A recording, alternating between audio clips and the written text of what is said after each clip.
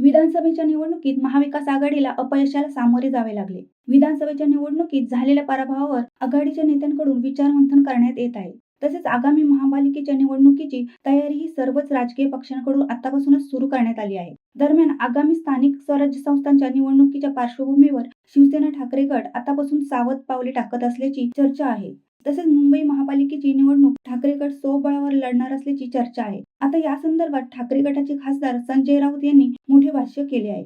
दिल्ली विधानसभेच्या निवडणुकीत काँग्रेस आणि आम आदमी पक्षात जे घडलं तेच कदाचित उद्या मुंबई महापालिकेच्या निवडणुकीत होऊ शकतं, असं सूचक भाष्य संजय राऊत यांनी केलं आहे. आम्ही अनेकदा म्हटलं आहे की काँग्रेस मोठा पक्ष आहे, मात्र दिल्लीत आम आदमी पक्ष मोठा पक्ष आहे. निवडणुका लढवताना कार्यकर्त्यांचा एक प्रकारचा दबाव असतो. विधानसभा असो किंवा स्थानिक स्वराज्य संस्थांच्या निवडणुका असो, पण दिल्लीत आम आदमी पक्ष अर्थात केजरीवाल यांची ताकद जास्त आहे. सध्या दिल्लीतील वातावरण असं आहे की दिल्लीच्या निवडणुकीत आम आदमी पक्ष मोठ्या मताधिक्याने जिंकेल. आमच्या पक्षाला दुःख आहे की काँग्रेस आणि आम आदमी पक्षाने एकमेकांवर टीका टिप्पणी करणं योग्य नाही, असे संजय राऊत यांनी म्हटले आहे.